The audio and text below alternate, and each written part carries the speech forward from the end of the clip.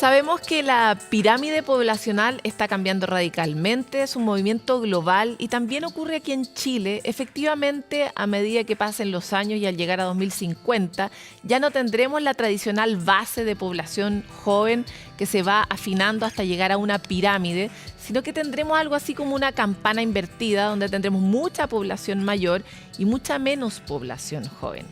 Esto con una perspectiva que nos puede llevar en general a los 100 años a prácticamente todos los que estamos hoy día vivos. Y por lo mismo, los desafíos que supone cómo vamos a vivir el último pedazo de nuestra vida son de hecho palabras mayores. Ese es el título del nuevo libro de Jimena Bogavir, periodista y actualmente vicepresidenta de Travesía 100, una empresa que busca justamente ayudar, colaborar en esa transformación social que necesitamos para poder adaptarnos a esta nueva realidad poblacional, que todos puedan tener una acogida y un proyecto y que ese proyecto sea bueno para todos también. Por eso estamos hoy día con Jimena. Muchas gracias por estar aquí en Sanamente. Encantada de estar aquí conversando contigo. Jimena, quería plantear, hoy día hemos tenido conversaciones previamente que tienen que ver justamente con cómo se llega al último tercio, podríamos decir, de nuestra vida, con un sentido de propósito, con ciertos lazos, con salud, cómo son personas distintas de acuerdo a las edades que llegan a ese momento. Sin embargo, hoy quisiera hacer un foco específico en el desafío enorme que supone para la sociedad generar transformaciones en el ámbito del trabajo. Y me llamó mucho la atención en una conversación que tuvimos antes, que tú me comentabas que habían datos que indicaban que muchas empresas no estaban contratando personas ni siquiera de 50 años y más. O sea, ni siquiera después de los 60, sino después de los 50. Entonces quisiera ver cómo ustedes están identificando ese problema, qué tamaño tiene ese problema y qué posibles soluciones podría haber. Bueno, me encanta que pongamos ese tema sobre el tapete, porque el envejecimiento de la población que tú acabas, el cambio demográfico que tú acabas de mencionar, trae un montón de desafíos a la familia, a la ciudad, a la medicina, pero uno del cual nadie se atreve a hablar mucho es del tema del trabajo. Y como Travesía 100 somos una organización formada mayoritaria, pero muy mayoritariamente por personas mayores de 60, de hecho el mayor segmento es entre 60 y 70, la percepción que tenemos nosotros del tema es totalmente distinta a lo que la sociedad tiene. ¿Qué percepción tiene la sociedad? La percepción de la sociedad es que lo único que uno quiere es que te manden a descansar, como si descansar en sí fuera un placer. Y resulta que ese momento en que te dicen ahora, de un paso al costado, ese es como el dicho, ¿eh? Es hora de dejar pasar a las nuevas generaciones. Y tú dices, yo feliz dejo pasar al paso al costado, pero es que de ahí me caigo un abismo. El abismo del sinsentido, el abismo de quedar invisibilizado, que toda esa gente que antes quería hablar conmigo porque yo tenía un cargo de no sé qué, ya no me contesta en el teléfono. Es muy brutal. Y además, porque hoy día existe evidencia científica que cuando la persona deja de trabajar, lo más probable es que tienda a quedarse más en casa, por lo tanto no hace ejercicio. 2, deja de relacionarse y tu vida se empieza a achicar, por lo tanto ahí también se empobrece económicamente, para qué decir, ¿cierto?, la necesidad que tienes tú de complementar la pensión, y así en todos tus planos, dejas de aprender y te sientes que la micro está partiendo y tú te estás quedando afuera y no entendiendo hacia dónde va. Claro, y eso a los 60 o a los 65 años es brutal, porque por delante uno podría llegar a tener 40 o 35 años de vida fácilmente con la perspectiva de vida de hoy. Entonces, un poco, ¿cuál es la propuesta? Porque también es verdad, yo tengo 43 años y definitivamente no tengo la misma energía que a los 30. Estoy segura que a los 50 y a los 60 voy a tener una energía diferente. Y por lo tanto, ¿cómo o qué características tiene el trabajo de ese periodo de la vida de acuerdo a lo que ustedes han hablado con sus mismos stakeholders, digamos? Claro. Bueno, como te digo, la mayoría de las personas, 65%, dice querer trabajar. Y de eso, 1/3 dice, completa la frase, dice, a mí me gustaría trabajar incluso si no tuviera necesidad económica de hacerlo. Ahora, después viene la salvedad de, pero no igual que antes. Porque el igual que antes significa volver a la revolución industrial, que salíamos a las 7 de la mañana oscuro de la casa y llegábamos a las 7 de la tarde, si es que oscuro, de vuelta al hogar, ¿cierto? Y te perdías la vida.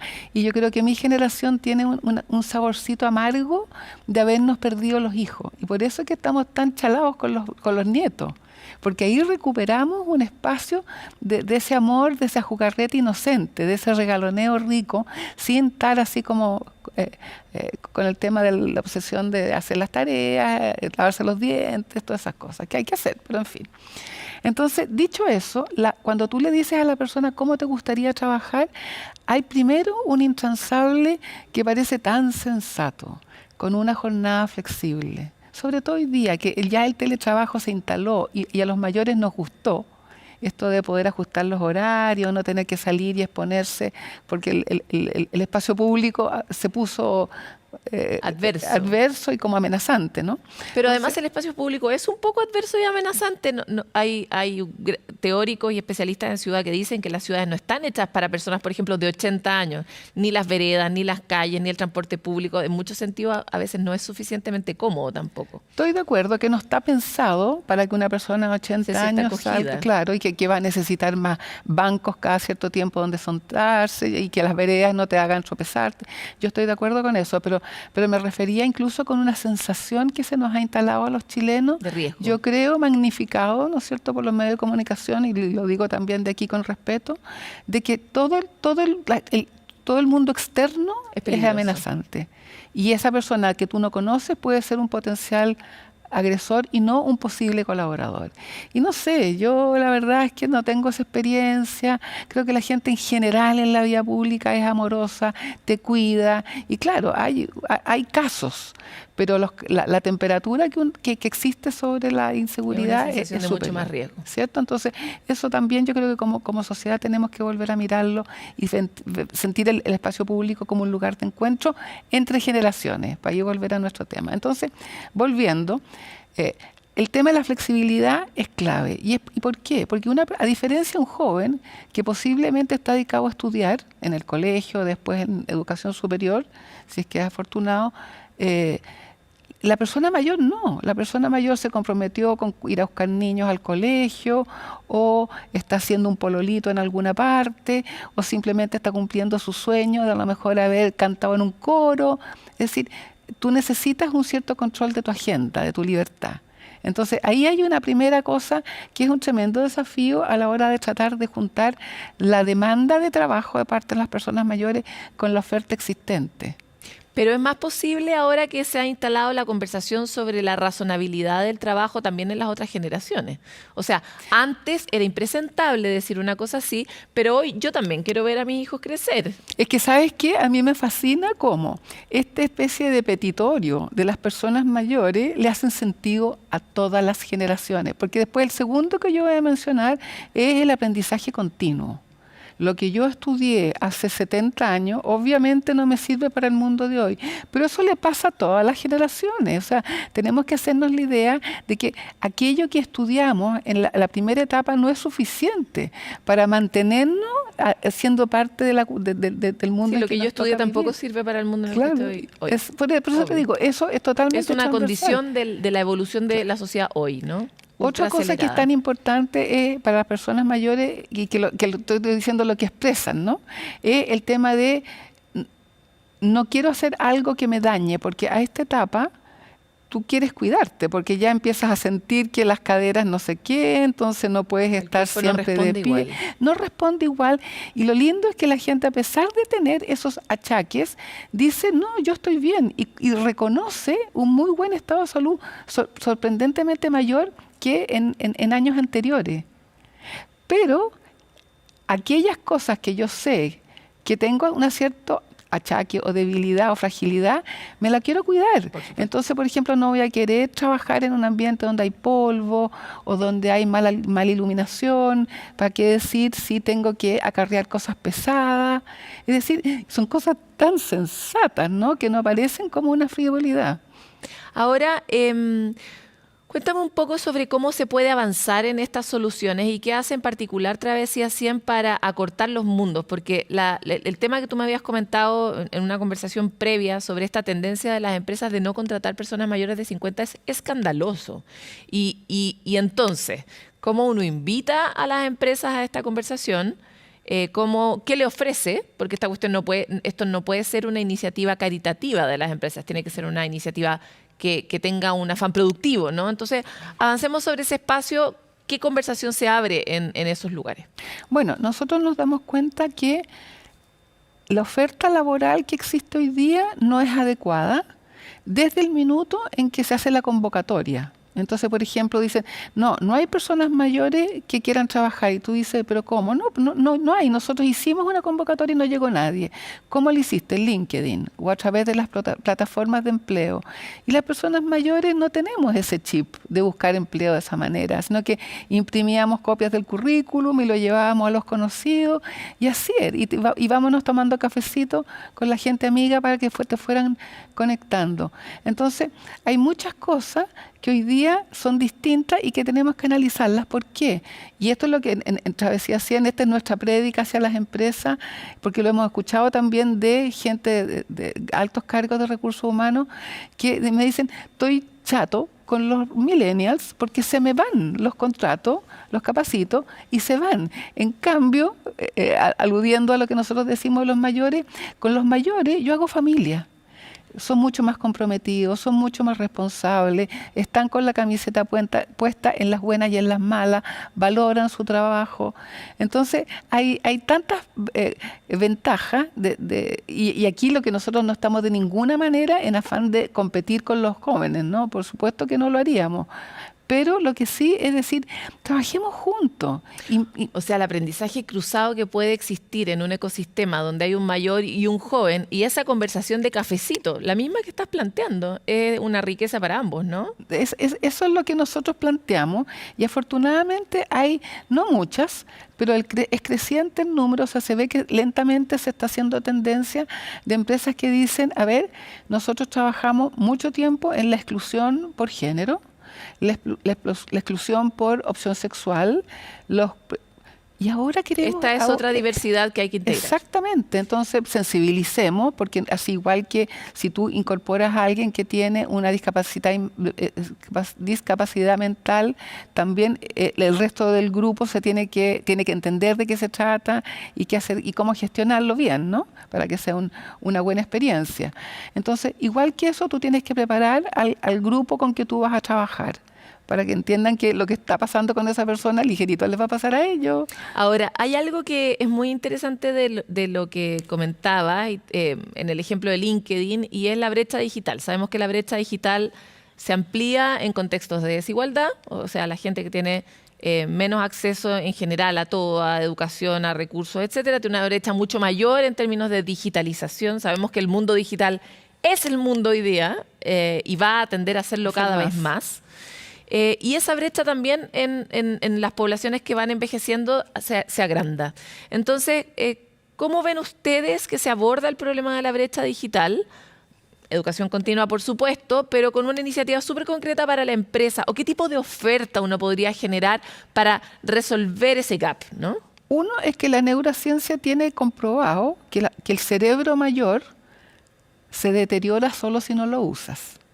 Pero si tú sigues con la actitud de seguir aprendiendo, y yo creo que todas estas personas que quieren seguir trabajando, evidentemente se preocupan de eso. Tienen un cerebro plástico. Claro. Entonces, por lo tanto, su cerebro está condicionado para. Ahora, lo que sí es que no te interesa todo, sino que más bien te tiende, porque es tanta la información que hay, sino que más bien donde tú quieres focalizar tu energía y tu atención es con aquellos roles en que si tú aprendes a operarlo, te van a redituar un beneficio inmediato. Entonces, si yo soy la persona que hago esta función, yo no tengo para qué aprender a programar. Tengo que aprenderme bien esa función, y eso se ha comprobado que es así y que funciona. Es decir, en otras palabras, todos aprendemos diferente y las personas mayores también aprendemos diferente. Me tocó el otro día estar en una conversación sobre talento digital. y planteaban que, de hecho, muchas empresas para poder acortar esa brecha lo que requieren, por ejemplo, de las universidades o de los cursos online que se entreguen, es que sean funcionales a las necesidades. Tal cual. Y ahí hay una cosa como de generar un ecosistema, ¿no? Por un lado, la oferta de personas mayores que quieren trabajar, pero también de organismos que entreguen capacitación digital enfocada a una necesidad empresarial que esté descrita. ¿Cómo ves tú que está ese diálogo activado en la sociedad? Bueno, en Travesía 100, en los últimos 2 años hemos estado trabajando codo a codo con la Fundación Ashoka, que es internacional, que tomó este tema del el trabajo en general el proceso de la longevidad como un tema clave.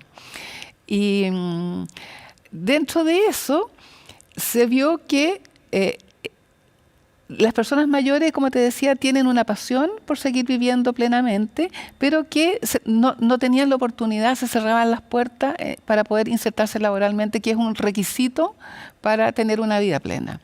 Entonces, con eso, nos dimos cuenta que si nosotros lográbamos hacer un match entre los atributos y los anhelos, aspiraciones de las personas mayores con la oferta de las empresas, era un ganar-ganar.